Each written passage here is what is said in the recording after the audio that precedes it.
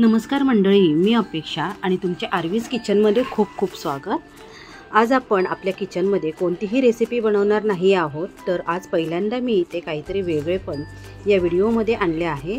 तर आज आपण आपल्या बाप्पांचे दर्शन घ्यायला जाणार आहोत। हा छोटासा व्लॉग मी इथे बनवला आहे।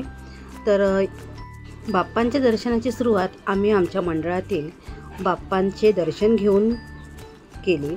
तर ही बाप्पांची मूर्ती चंद्रावर विराजमान झाली आहे। बाप्पांकडे पाहिले ना की असं वाटतं की आपण देखील स्वर्गामध्ये आहोत की काय, अशीच अनुभूती येते आणि मन अगदी तृप्त होऊन जातं। असं वाटतं की इथून आपण हलूच नाही, सारखा अगदी हा देखावा पाहत राहावासा वाटतो। आमच्या मंडळाला यावर्षी 50 वर्ष पूर्ण झाले, त्यामुळे बाप्पांचे आगमन करताना हे 50वे सुवर्ण महोत्सवी वर्ष अगदी ढोल ताशांच्या गजरात मोठ्या थाटामाटात साजरे करण्यात आले। आणि छोटी मूर्ती देखील पाहू शकता, किती छान निरागस अशी आहे। चला तर मग आता आपण पुढील प्रवासास सुरुवात करूयात।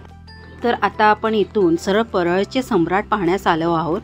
तर इथे परळचे सम्राट पाहू शकता, ही भव्य आकर्षक अशी मोठी मूर्ती आहे आणि हे मंडळ ना खूप मोठे आहे, त्यामुळे आतमध्ये भक्तांना अगदी मनसोक्त डोळे भरून बाप्पांचे दर्शन घ्यायला मिळाले।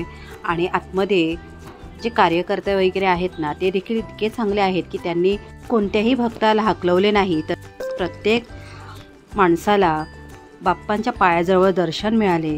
अगदी छान डोळे भरून बाप्पांची प्रतिमा डोळ्यामध्ये सामावून घेतली आणि डेकोरेशन देखील अगदी साधे आहे, परंतु खूप आकर्षक असे आहे।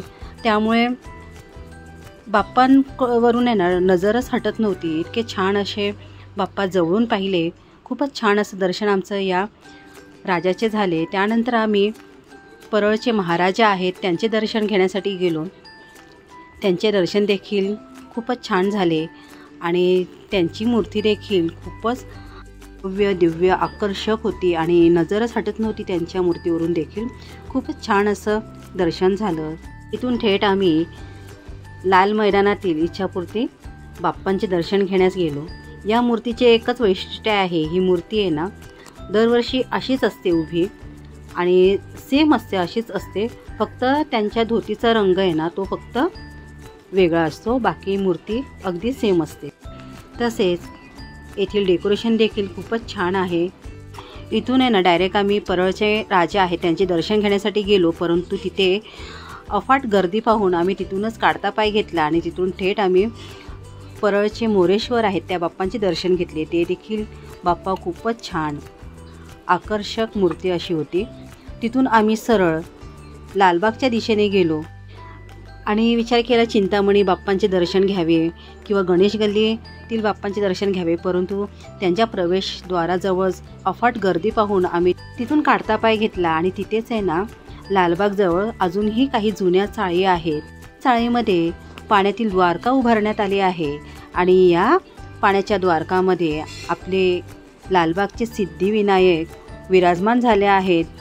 हे सिद्धिविनायक ना हुबेहूब अगदी चिंतामणीसारखेच आहेत।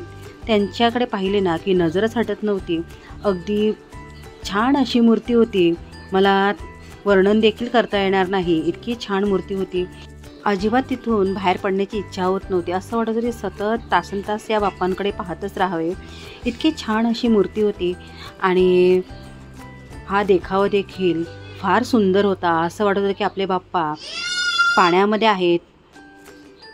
अशा प्रकारे आम्ही ही पाण्यातील द्वारका पाहिली आणि या बाप्पांचं छान असं दर्शन घेतलं आणि मन प्रसन्न झालं। परंतु आपल्याला वेळेचं बंधन असतंच, त्यामुळे नाईलाजाने आम्हाला तिथून निघावं लागलं। तसेच अजूनही आम्हाला बाप्पांचे दर्शन घ्यायचे होते, परंतु बाहेर धोधो पाऊस कोसळत होता, त्यामुळे आम्ही सरळ टॅक्सी करून परतीचा प्रवास केला आणि थेट आम्ही घरी पोचलो। चला तर मंडळी, तुम्हाला हा माझा आजचा व्लॉग आवडला का? जर आवडला असेल तर नक्की लाईक करा आणि कमेंट्स करून मला नक्कीच सांगा तुम्हाला हा आजचा व्लॉग कसा वाटला ते। तसेच अजूनही तुम्ही आपल्या चॅनलला सबस्क्राईब केलं नसेल तर नक्की सबस्क्राईब करा। धन्यवाद।